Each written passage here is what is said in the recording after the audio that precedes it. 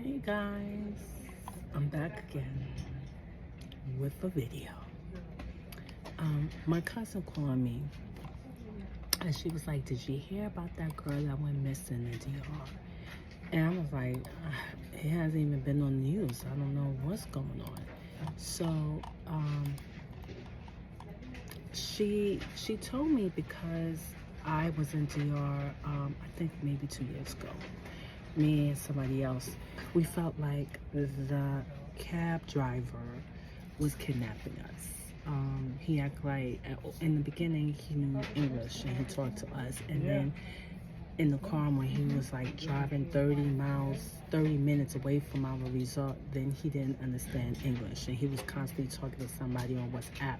And then when he told us to get out the car, it was like abandoned, and it looks like a dangerous area. We made him take us back, but because that happened, every time a girl disappears, I get notified. And at the same time that I was in Punta Cana, Shaquilla, everyone should know Shaquilla by now, she was on a trip in DR with all her friends, and they fought her, supposedly broke her neck and died, and the friends packed their bags and left and came home. It was a whole big thing.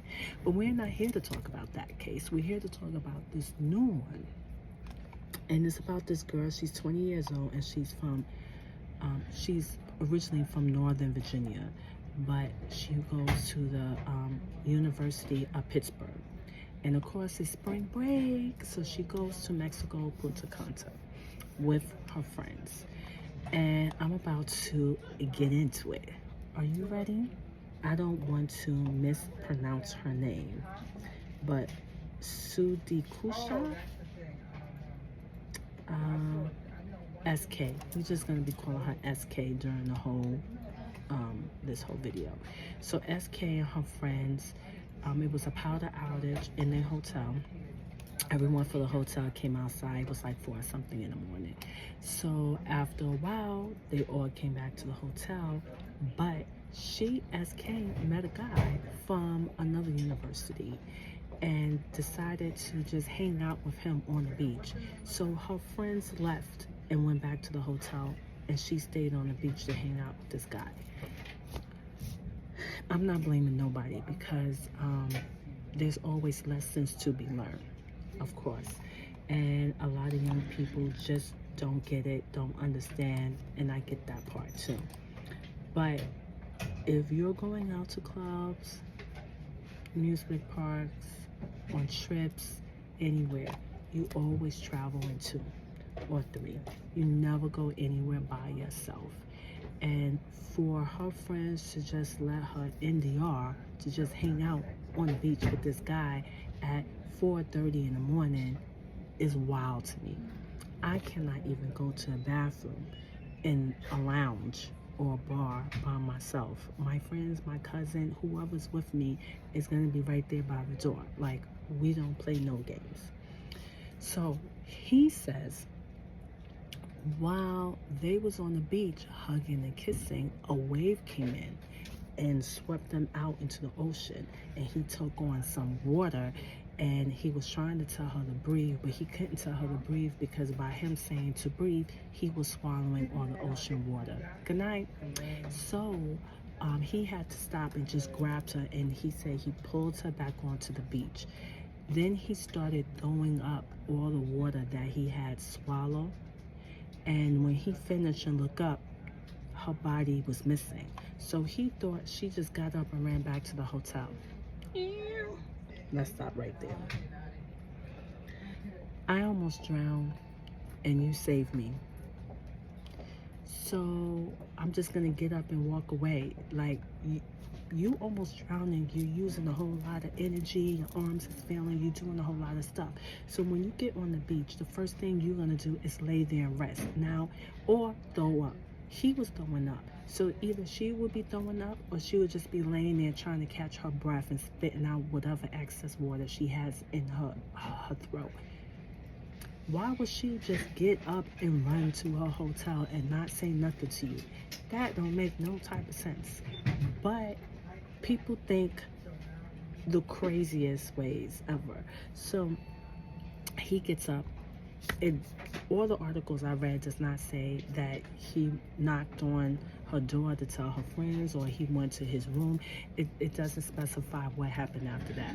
But we do know the authorities was called and they went to the beach to look for her.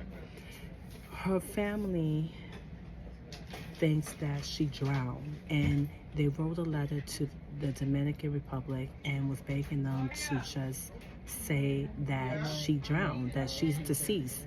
And they have not yet.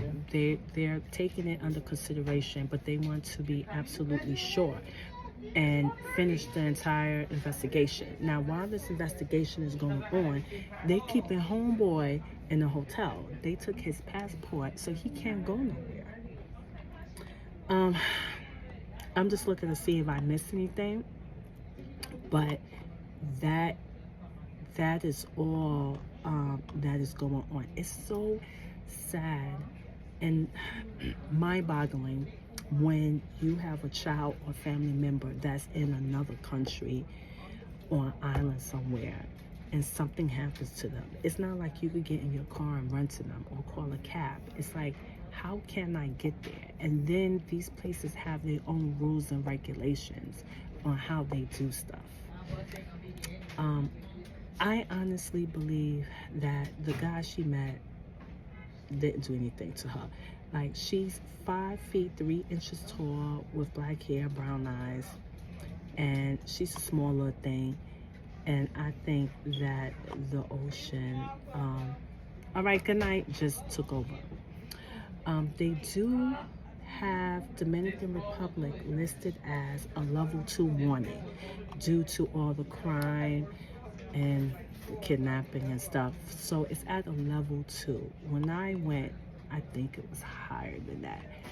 But I stayed on the resort. My friend and I did not leave each other's side. We did not go anywhere by ourselves. And places like that, like DR, even though the guy is from the United States, I still wouldn't have. I don't mess with people like that on trips because I just don't trust them. And when is the next time I see you? Never. Never. So I'm just making sure that I didn't. He said that he was able to get the two of them back to shore, but they remain in knee-deep water. So who knows if she had already drowned when he pulled her out, and when they got into the knee-deep water, the water still, like, she was lifeless and the water just took her body out. Because now that I'm thinking about it, knee-deep is still high. And if she was not, because if he swallowed a lot of water, maybe she swallowed more than him, so he would had to have done CPR and rescue breathing on her. The water probably was still blocking her lungs. So if they was in knee deep and her body was lifeless, it probably just swept her back out again. I asked if she was okay, and I didn't hear her answer because I started vomiting all the seawater I swallowed. So he never even heard her say anything. But he has been helping the police and cooperating. That's the word. He's been cooperating. It's just so sad when your kids go somewhere and you just worry about them. And she was only 20 years old. 20 years old. I'm just checking one more place to see if I got everything. Yeah, the family has requested that she be declared deceased and express gratitude to the investigators for their hard work. So I did cover that. The family did not immediately respond to a request for comments. They're not. They only express their belief that the disbelief that she drowned. Like, they can't believe it. But your friends, like, at least one person should have stayed, the group, or come back to the hotel room and hang out there, hang out in the lobby of the hotel. It's really mind-boggling.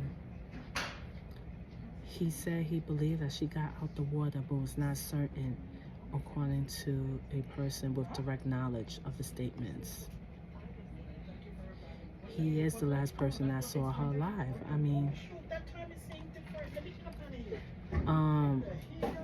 the guy that she was with, he's 22 years old. I'm not going to give his name, but he's also an American college student. The girl is cute. I see her picture. But, and this happened the beginning of March. Beginning of March, when they had their spring break. They have video seeing the friends walking to the beach after the power outage happened.